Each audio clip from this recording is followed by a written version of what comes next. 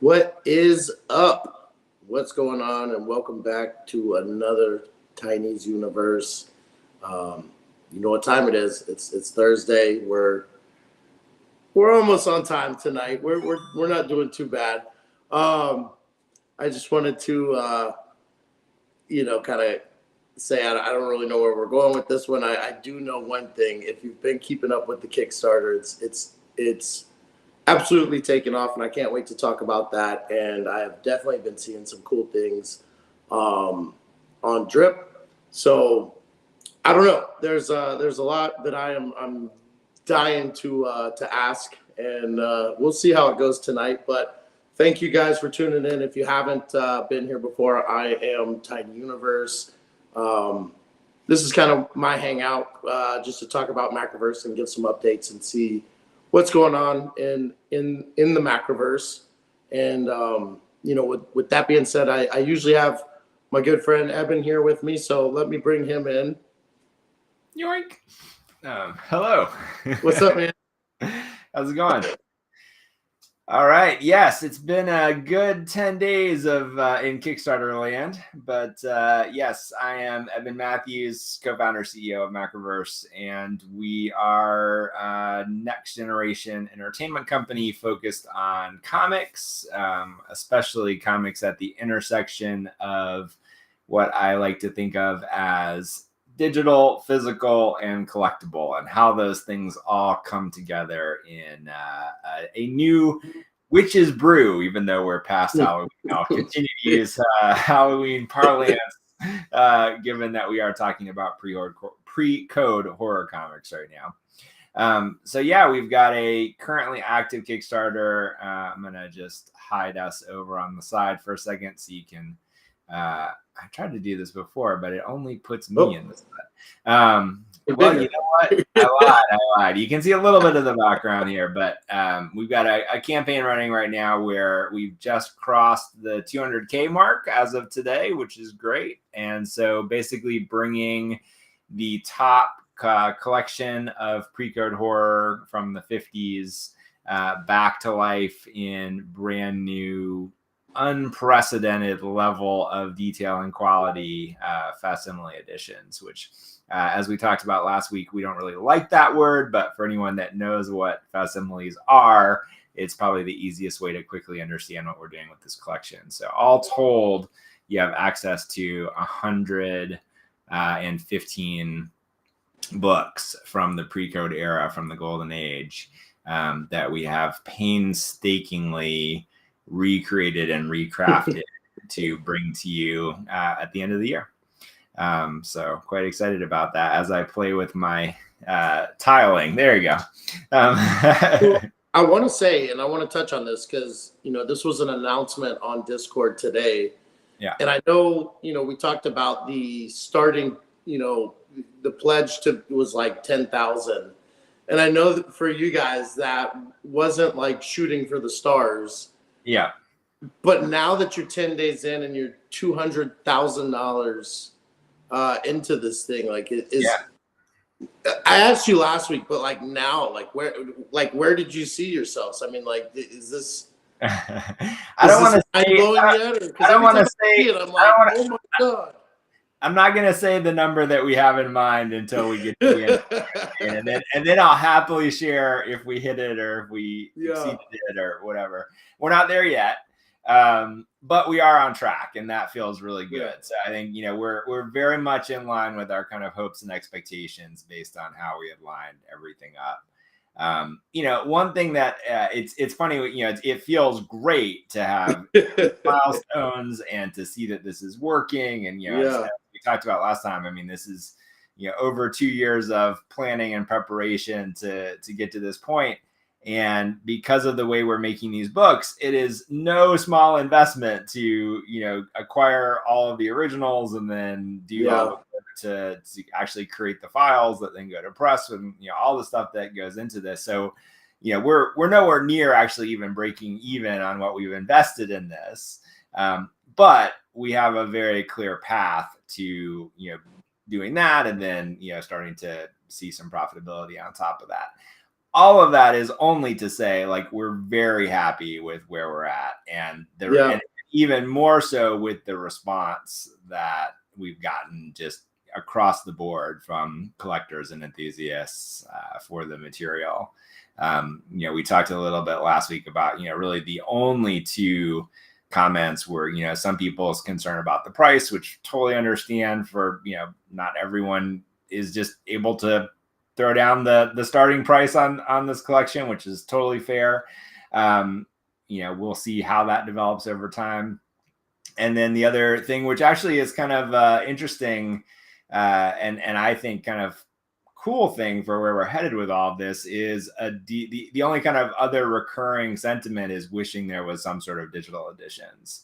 And we've talked a little bit about, that we're not going to give anything away just yet, but there's a reason there aren't currently digital editions available. There's one other complaint, and I feel like that'll be, time to come maybe as well. But it's the only other thing I've seen is that people are saying they want single issues. Oh, single issues. Yeah. Well, that's related to the price question. Is that we've really designed this around these collectors boxes, boxes. And so, I'm not saying there will never be a chance to get single issues, but we're really focused on the way that we're producing this whole collection and the way that it's getting fulfilled, which is a whole other conversation around just the complexity inherent in bringing 115 different, single issues into these different collections, and how do we put them all together essentially on the fly as they get packaged and then delivered to the right people. So there's a pretty fascinating army of logistics going on behind the scenes just for how that all comes together. And also with what we have planned, I've teased this a little bit, Authentic Editions, this whole program of these kind of incredibly high quality reproductions of classic material. Like we have a literal 10-year publishing plan for Authentic Editions. So, I mean, this is literally project number one of many. Which, I mean, for me, always feels like the most important. Like, that's the one that I feel like you want to jump in. I mean, yeah. So it's critically important to us that we deliver an experience for collectors with this that is just unprecedented, like from the quality of the books themselves to the packaging to the presentation, the look and the feel, the protected. We're obsessing about, how do we make sure that people don't get dinged corners, and how do we make sure that things are like delivered in absolutely pristine condition. I think, we have a Russian doll, packing methodology to make sure that they're, delivered in perfect condition, at least as much as we can possibly control that. So, we're really just putting a lot of attention on the details. And I think what will happen is, as I said, like this is the beginning of a lot of stuff that we have planned just in this one product category. And, we need to make sure that everything is 100% the way that we expect it to be, and that you expect it to be as, collectors and people back in the campaign. And then we'll have all kinds of learnings from this. We'll iterate, we'll, make other opportunities, happen as time progresses. So, I hope people do kind of see a little bit of the writing on the wall that, this is the beginning of something. It's not the end of something or a standalone thing that, will never happen again. And at the same time, like the things that are in this Kickstarter will not be offered outside of the Kickstarter. I think that's one of the most important components of this type of collectible. And what I mean by that is like, these specific box sets, the way that we've packaged them, the way that we're putting them together, like these are exclusive to this campaign. So, the specific foils and some of the things that are in this collection, are meant to be this kind of first batch. And as we go to press, this is another question that came up, which I think is kind of cool because we debated about this and we really, try, like the intent of this whole project is to keep this as accurate as possible. And so that's down to the original ads. It's down to the the cover price. So, there have been a few people, and we talked about this early on internally, is like, when will someone start to try to pass these off as originals to get graded? We think that'll be pretty obvious, because having something from the 50s that looks like it's brand new is, I think, gonna not fool much of anyone. Yeah. But we also, in a very subtle way, are including just in the indicia, which is the small text that says, when it was printed and the copyright and publication date and all of that. And so, that will have a new publication date. It'll say authentic editions in the indicia. And so, you'll just have to open. Is that like the splash page, or? It's basically it tends to be the inside front cover or the first page, depending on the comic. So it's where the copyright information is. If you look closely on any comic, like there's a date of publication, date of printing. It'll often say printed in Canada or printed in USA or whatever it is.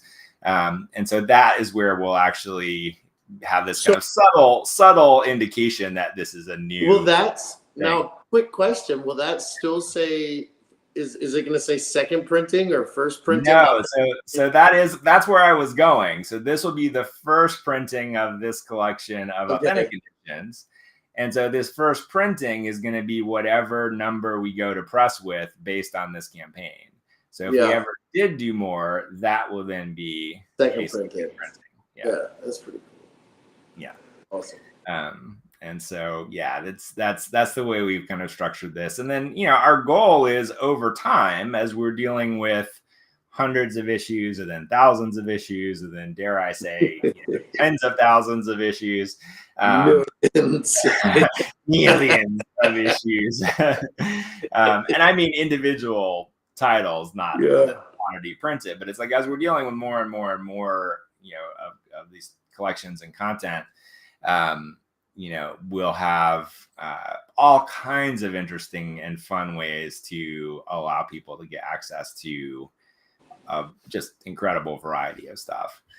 So I am intentionally being a little cryptic about that. I don't want people to miss out on this campaign, because I think what we're doing specifically here is really special. But if you're, for whatever reason, just can't get into this one, it doesn't mean it's the only chance you'll ever have to get your hands on these. Even if it means taking advantage of what I cannot wait to see what happens with people splitting up some of these sets and putting them on eBay as individual issues. So, I cannot wait to see how that plays out. I have, some theories, but it's going to be fascinating to watch. And I'm curious, like, I don't know. I feel like I'm such a speculative person, going, especially like coming from crypto. Like, I don't know, like, I see things so differently, but I feel like collectors are going to more so keep the full runs. And I feel like the sets of 15 are going to get broken up, because they're already broken up. So I don't know. I mean, I'm very curious. How it's going to happen. And I'm curious too, because people are acting like the price is so high, but I guarantee you these things will not be $10 books. Oh, no. I mean, I'll be shocked if, again, I don't want to get too into the weeds of speculating on my own project, but I'll be surprised if they don't at least double when they go up on. And whatever they do will be awesome. So especially to break a set. Yeah. So, I think that'll be fun to see. And then, it'll give everyone some feedback on what to expect kind of when the next collection is announced, and how that all rolls out. And then, we also are planning some surprises. So when people start to get stuff in the mail, there'll be a couple of fun things that we'll probably announce before things ship or as things are shipping, but then we'll be able to kind of quickly take advantage of as they get into people's hands. So it's exciting for me. It's very exciting to see this kind of roll out. I bet. I mean, it's exciting for me, you know what I mean? Yeah. I'm watching from the sideline, but it's like, man, I mean, every single day, just to see again, like, people that haven't been following Macroverse for the last several years to see their excitement and how fast it's spreading and stuff, and to see people tagging other people, being like, "Hey, check this out." Yeah, that's a lot of fun, and I've been, myself and Adam, who's my another co-founder, and we've mostly been responding to people's comments and things like that, and that's been really fun just to interact with everyone that has shared that enthusiasm, and answering questions about how we're printing things or what kind of paper we're using. And one person which I loved, and please, if you see this, I mean this with absolute love and respect, who was like, "You're putting the smell in the paper? Like, I hope that doesn't mean this is going to smell like musty old comics from 70 years ago." And I was like, well, yes, we are putting the smell. But it's the best smell in the world. The new comic smell of 70 years ago, not that I just found this in grandma's moldy basement.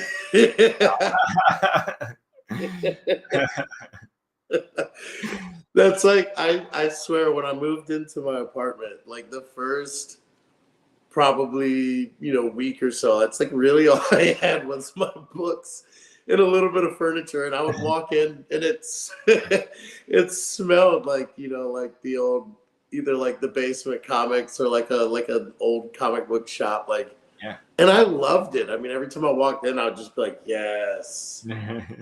So, I mean, I don't know. I feel like you could almost sell that as a cologne and people would buy it. You're not the first person to mention it, and it seems a little crazy, but it's not outside the realm of possibility. Listen, I heard on the radio not too long ago, I think they made like a mayonnaise Mayonnaise cologne. I mean, all things are possible in this world, but that is a little crazy. I mean, there is probably a subset of fandom if you're, into the cosplay world or, Comic-Con world and the crossover there. There's probably a subset of, newsprint scent that, might attract the type of person you want to hang out with, Yeah. Man. Man, you smell like Spider-Man 351. Let's get coffee. Oh, that's so awkward. I could totally see it though, for sure. Yes. And then you asked last time, I don't know if you saw this, but you asked last time about being able to see more of the detail of some of the panels and kind of how we're able to kind of level of seen some of the posts, quality printing. And so I did post a close-up panel on all of our socials. So if you're on Instagram or Twitter with us or wherever you are, Facebook as well, there's a high-res panel that I just posted. And then actually we just got some new printer samples over the last couple of days as well, and have been taking a couple of close-up pictures that we'll post as well. So you can actually see like the texture of the paper. Yeah. Oh man, it's really cool. Which I try to explain to people, and almost like the word I come up with is like almost like furry. It's just different. Like it's not that glossy. Yeah. Hard. This is the shag carpet of comics. I still just can't come up with like the right adjective to describe it or what like. I mean, I know what this means, so maybe that's why I associate it with it. But it's pulpy. It's like it's literally it's made out of wood pulp, which I guess pulp is, but it's like a less refined process than they use now, and so it doesn't have the kind of glossy magazine kind of feel to it. It feels like it's not newspaper either. It's like something kind of in between. So there's a roughness to it, which is different than glossy kind of modern printing for the most part. And to me, it just adds to the kind of tactile experience of the whole thing. And so when did that stop? I mean, it seems like mid 80s? Well, I mean, it was starting, I think they were experimenting with different paper stocks, from the probably mid 80s on, but it was really image and computer coloring that really transformed, all of that, because once you started, and, it's fun to look back at books from the beginning of the computer coloring age, where it's just like a a lot of those colorists are just like, I got Photoshop, I can make everything shiny, everything gonna be shiny. And when you look at some of that stuff, like you can see like the actual transition of the paper over a number of issues, and like those early image books were at a upgraded level. It took, Marvel and DC didn't really start doing that following for at least a year. And it was just kind of as the industry was transitioning into these more modern computerized production techniques. And I think in that case, like it's interesting because I really think like form follows function a little bit here, where when you look at the old material, and we were actually commenting on this today, there's an artistry to the way that colorists had to work when they had just a handful of colors to work with. And so there's a page we were looking at today where like literally like it reads like, you just look at it and you just kind of accept it as like, this is a natural, normal color palette. But if you're just actually objective about like, what are the colors on the page? It's like that floor is just red and that car is just blue, but they've managed to create a color harmony to the whole page where you just believe it. You just buy it as a scene. You don't think about it. And I think that's the kind of flip side, is that, when you look at that, it feels so at home on that classic paper stock. There's a cumulative effect of the way that the art of the coloring works and the material that it's actually printed on, which enhances, I think both enhance each other. Whereas if you take, modern computer coloring, and especially the beginning of computer coloring, where everything is kind of overdone and shiny, or in many cases, trying to print that on old paper, it's dull and it's flat, and it loses the intention of what those artists were then trying to do. And so you needed that kind of whiter, brighter, shinier, crispier stock to be able to actually see what the person that was coloring the book wanted you to see, like to take advantage of the fact that you could do all of these gradients and glow effects and chrome and all the stuff that you could then do.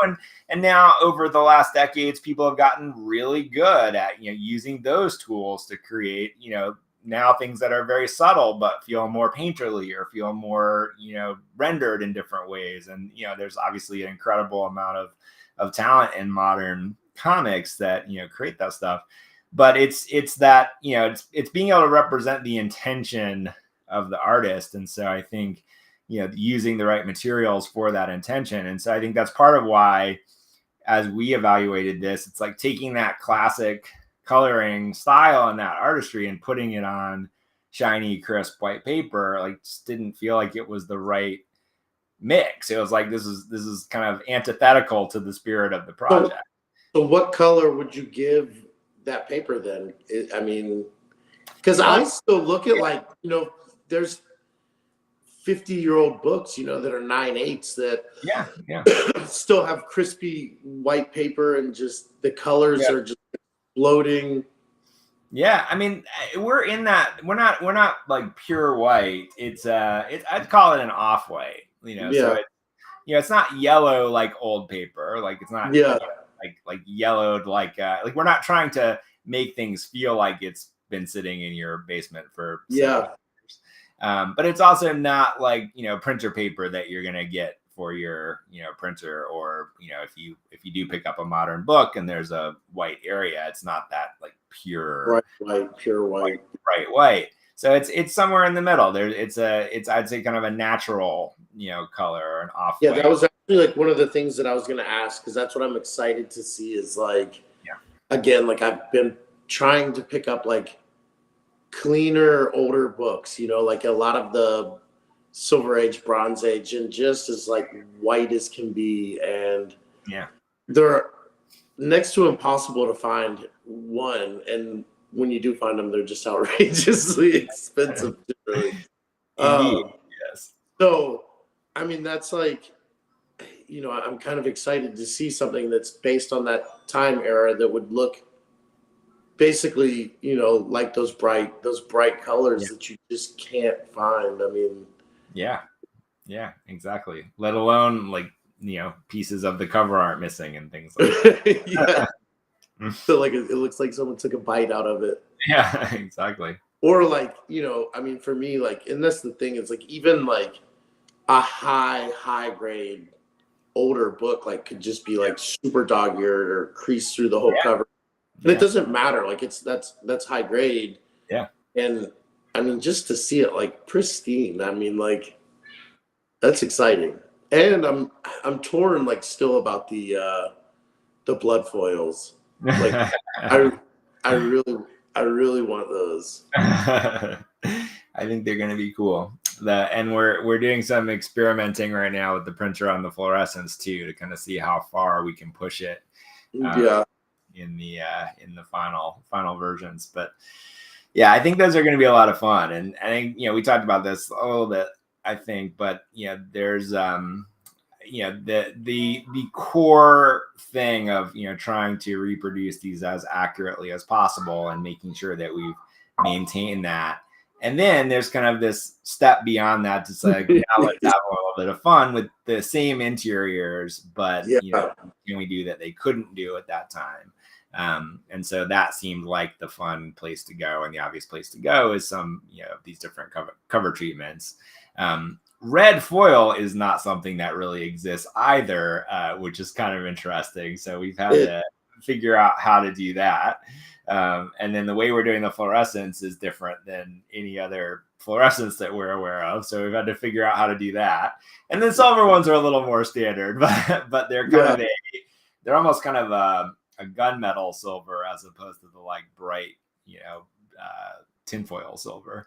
So I think those will have a little bit of a unique look to them as well. So yeah, I mean, I really think people are going to be happy with it. I know, and I will say, because I mean, I've seen like the advertisement posts and stuff like that, but really encourage people to go to the actual Kickstarter and like zoom in and look at the boxes. And I mean, each box is different, and it's got just the art on each one is phenomenal. Some of them have different amounts per set, I've noticed. So I mean, like one may have one box, one might have two. Is that the number in each set, or is that the thickness of the book? It's a combination. So it is the thickness of the book, and we really went round and round around this too, of like, should it just be one thicker box, or should it be kind of like a standard box size? And what we ultimately came down to the standard box size, mostly because of how they'll all line up and be displayed. Well, thank you for people like me that are OCD and would probably like break my brain. Yeah, exactly. We felt like it was better to keep them uniform. And then also thinking ahead, as we do have other collections, like wanting to start to have this kind of aesthetic, kind of carryover between different collections. And so, so it depends on, the number of books and then the thickness of the books. And so that's something we haven't made a really big deal about, but, these are Golden Age comics. Some of them are 64 pages, some of them are 32 pages. And so, it's an average of about 50 pages per book.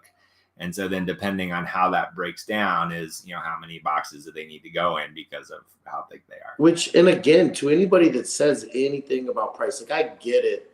Like starting out to grab a full run, like is not in everybody's wheelhouse. It's not in their budget. But to say that it's overpriced, it's one thing to say like, hey, I can't afford it. But to say it's overpriced, I mean, go back, even a book that is not a big name. If you go back and look at a giant size book from that time frame, I mean, you're gonna pay $10 for it now.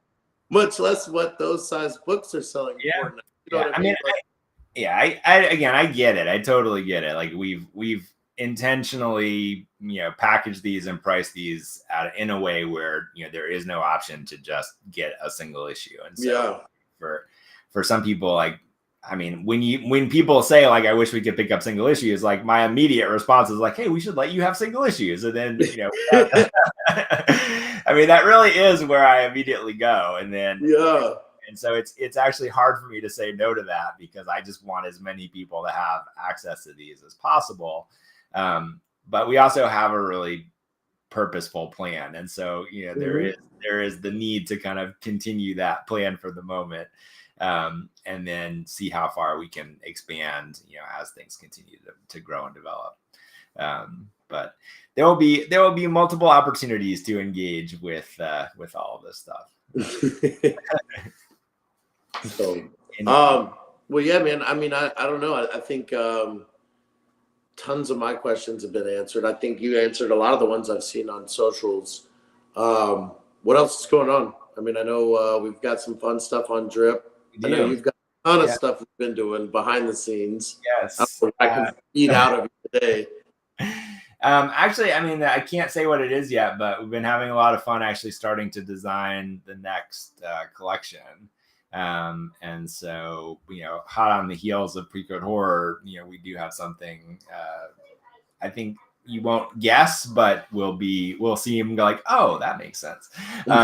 So we're not we're kind of in the midst of designing all of the elements for that, and some early packaging designs and those sorts of things, as well as just nailing down all the specifics around it. So we're in the midst of that. Right before I got on, and actually the reason I was a couple minutes late is I've been working on the next version of our Mixprint tool set, which for anyone that doesn't know what Mixprint is, we've also developed a way of creating one of X printed materials. And so the first one to hit comic stores actually is going to be within the next week or so. I made the phone call yesterday. Yesterday was Comic Book Wednesday. That's right. So next Wednesday, I believe, right? I had to call and see if mine were there because I should have some on the way. Yeah. And I think they hit stores next week. I have to confirm that, but I think they're November 13th.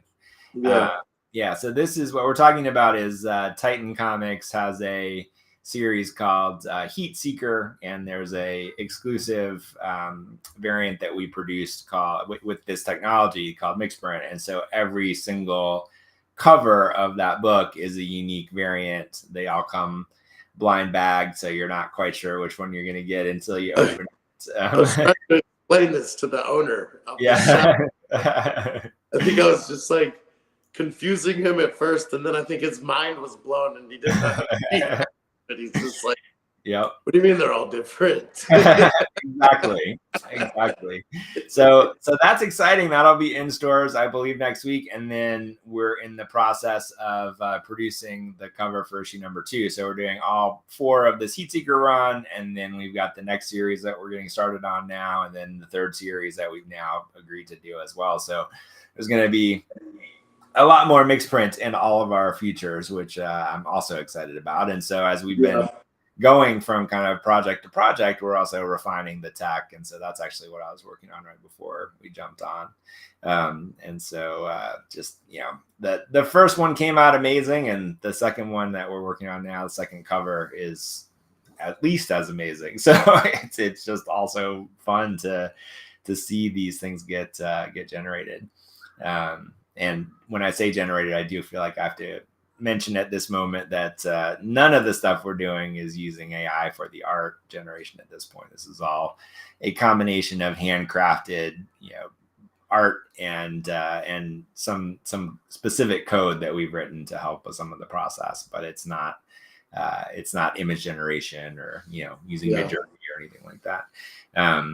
So important to keep our stamp of handcraftedness on all of this. And I feel like you can you can pretty much tell the difference, for the most part, on AI versus handcrafted stuff. And I don't think any of the stuff that I've ever seen put out has had that kind of artificial feel to it.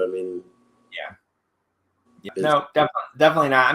I'm fascinated by what's happening in the realm of AI, and we do use some AI tools. My favorite, not on the art production side of things, but my co-founder introduced me to. Shout out to a plugin called Fathom, which you invite to your Zoom meetings, and then it summarizes and spits out all the notes from the meeting, all the action that you agreed on. This is for the stuff that we're doing, this is actually the most useful AI tool that we've come across. Crazy. It's like, oh, this is like, instead of me sitting here furiously typing notes, I can actually be fully present in the meeting and then get like a comprehensive summary with links to jump to that moment in the video. Like it's why awesome. couldn't they do that when I was in school? Exactly. So shout out to Fathom. Anyone that's on a lot of Zoom meetings or that's pretty Google awesome. meetings, No, I had no idea. It's extremely helpful for just keeping things organized. But as far as the art production side of things goes, like this is all a labor of love, and keeping our hands in all of it in the best way. So I know you've got some different titles and stuff coming. I mean, I know it started with kind of Cypress Hill. Has anything else evolved from the music side of it? Oh man, good question. Yes, nothing I can announce yet, but yeah, a bunch of music stuff going on in the background as well. So no, like Snoop Dogg and Dr. Dre and Eminem yet? I mean, I can't say no, but I can't say yes. I feel like that's who I would associate with Cypress Hill in my mind. So. Yeah, we're having some fun. Like we wouldn't actually, the Cypress Hill stuff and obviously working on DMC stuff, like, music was not something I had on my bingo card 2 years ago, but it is something that is very much on it at the moment. DMC, I think, is like one of the busiest people I've ever seen in my life. He is incredibly motivated to keep doing cool things. Yeah. No, I mean, like on Instagram, I don't get on Instagram as much as I should. Yeah. But wow, like, I mean, he is everywhere. Yeah, he is. He is an amazing dude, and just really, continues to crush it with everything that he does. It's cool to watch him. He does a ton of stuff with like, what is it, the School of Rock kids and stuff. Yeah. And it's like you catching him like doing these like little music appearances. Yeah. And it's always with kids, and they're always so sick. Yeah.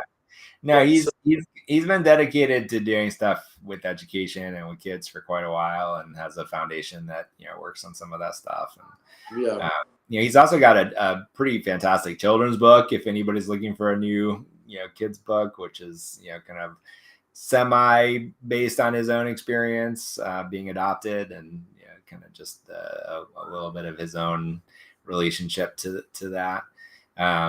And then he's got a new brand of cookies. If anybody's looking for cookies, Daryl makes cookies. DMC. It's just everything. I'm telling you, he's doing all kinds of fun stuff. Yeah, it's pretty cool. So definitely some stuff to talk about with music, probably before the end of the year, as we're working out some details in that arena. And then more mixed print stuff. So as we said, like next week, if you look for whatever your local comic store has for Heat Seeker from Titan Comics, I will give a little warning that this is not safe for work in some areas, depending on what covers you get. I'll tell you, I can't wait. I mean, that's like forewarned.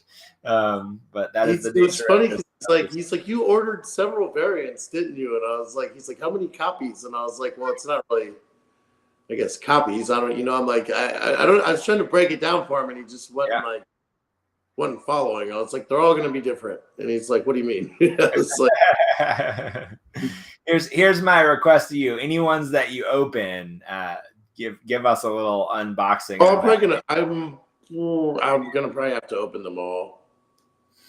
Give us a little video. I want to see what you get and see what what. I was telling Valor, my friend, was like, still is very close to ordering the full set, the full run of the Kickstarter, and he's like, if you do it, if I get it, you'll have to do an unboxing on your show. And I was like, no, we definitely. I was like, yes, I definitely will, actually. Yeah.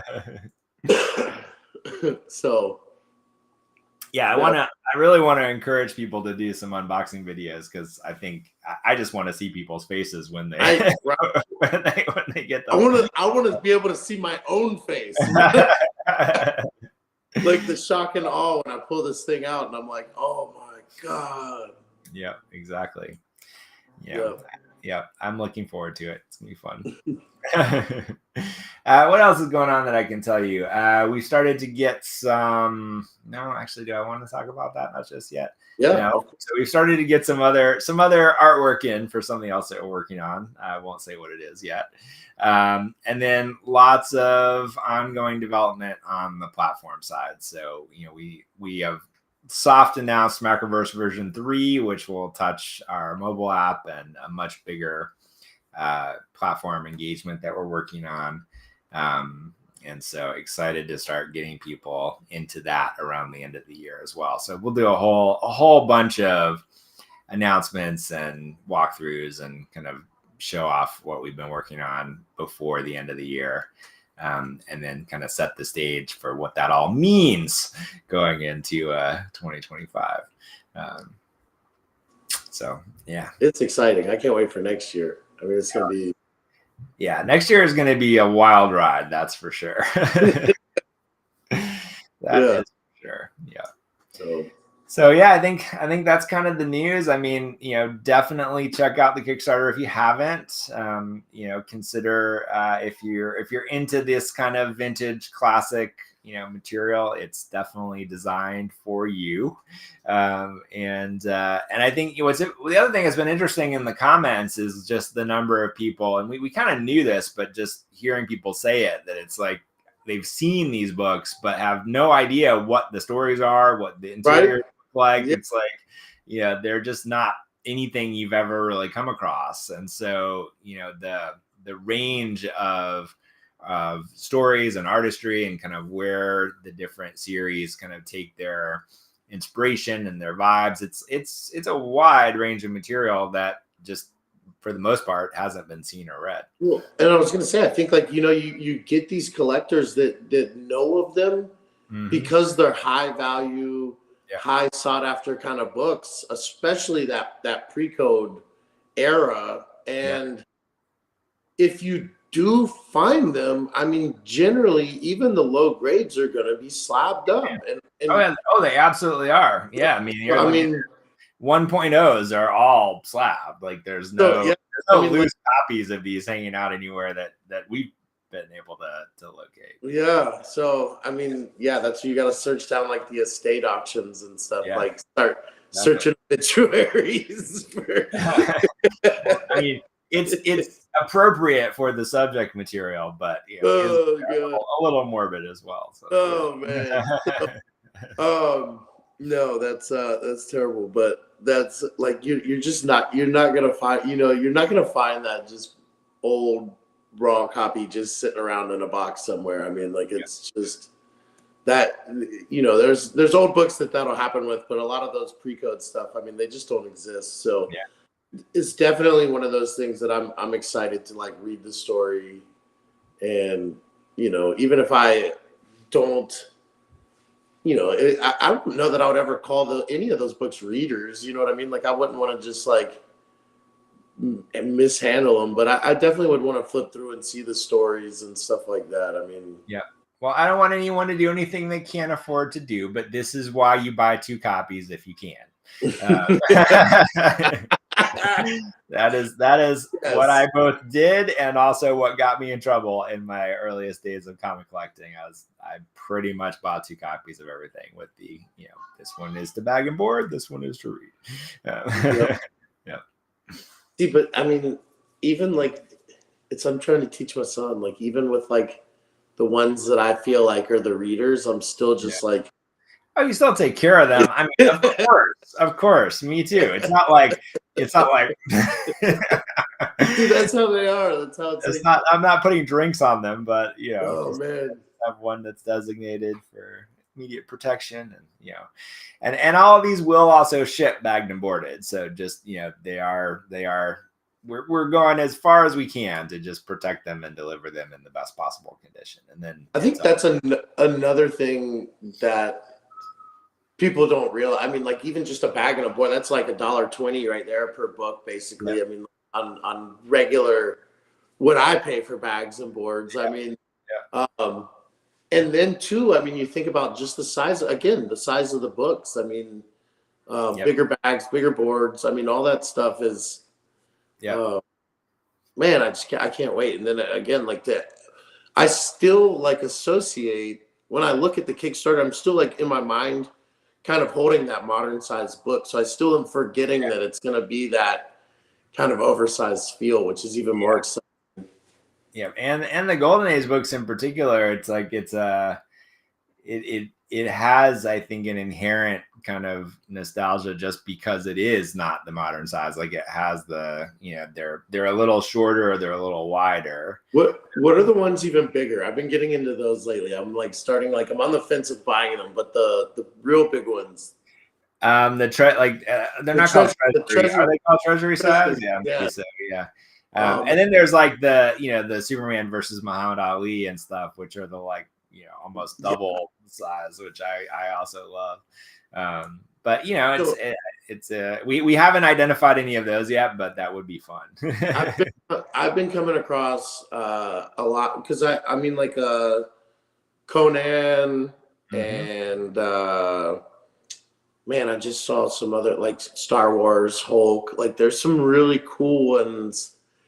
And I mean, to me, I was just looking at one the other day. It was I don't remember what number Hulk it was, but I mean, like I could just see it's like almost like a movie poster to me. Like I mean, they look amazing. So those are like the newest thing I'm like infatuated with. I haven't purchased any, but man, coming up.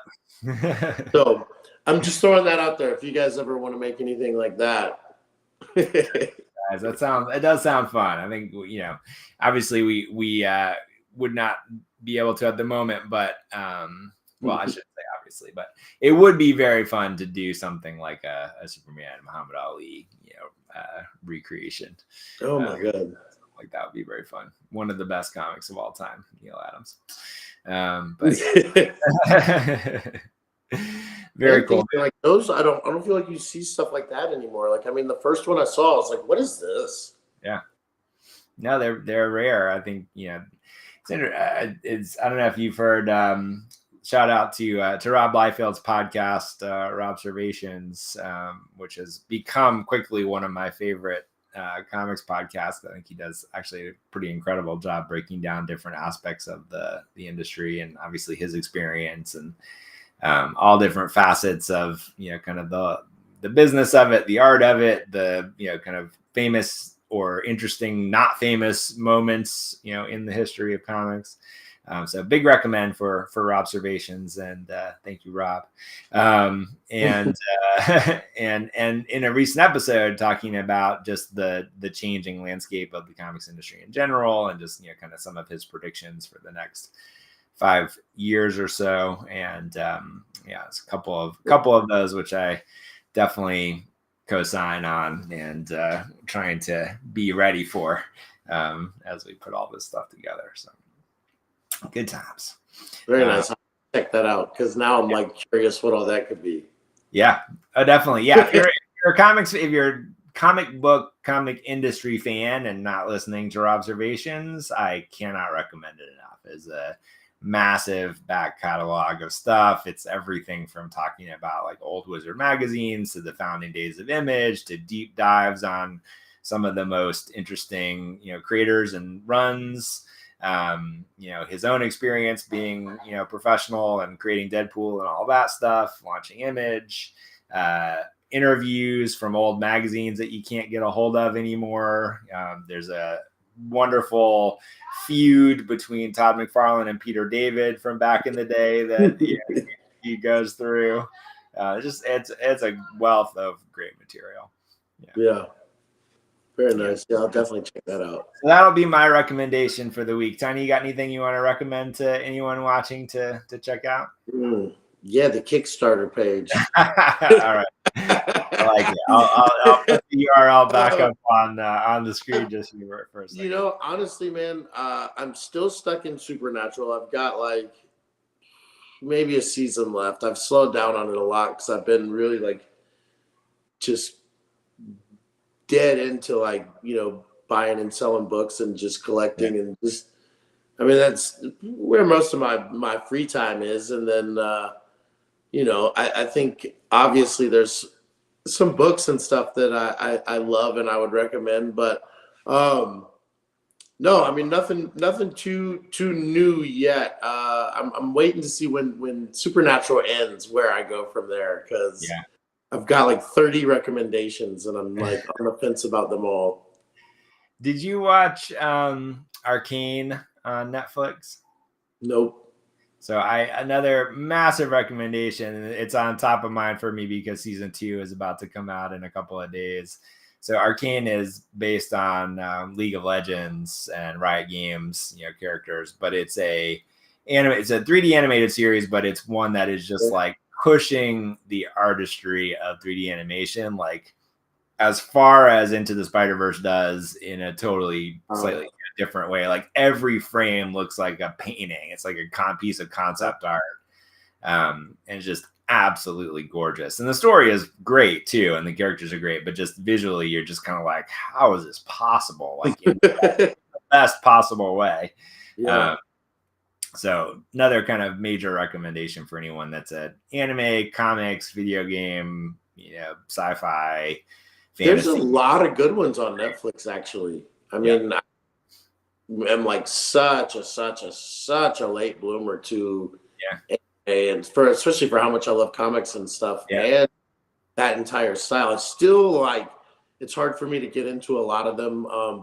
But man, I've seen probably like 5 really good ones on Netflix. I mean, it's just there's literally thousands and thousands and thousands and thousands of episodes of great anime. So, but Blue Eye Samurai, not really anime. That's my other major recommendation on Netflix for animation. Just another kind of flawless series. And then the anime series that I've been the most obsessed with in the last 5 years is Attack on Titan.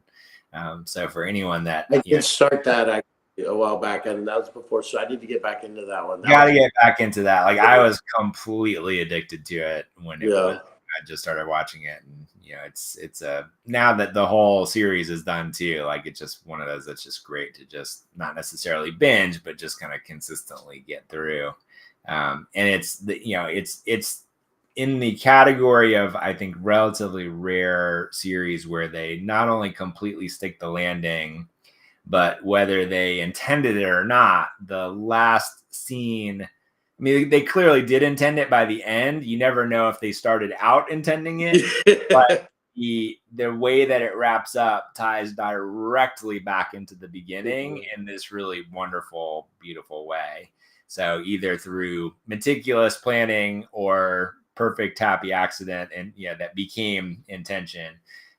It's just incredibly well done. So all right, those are my what we call hujima flips around here for this week, the top of mind pop culture thing that we're into.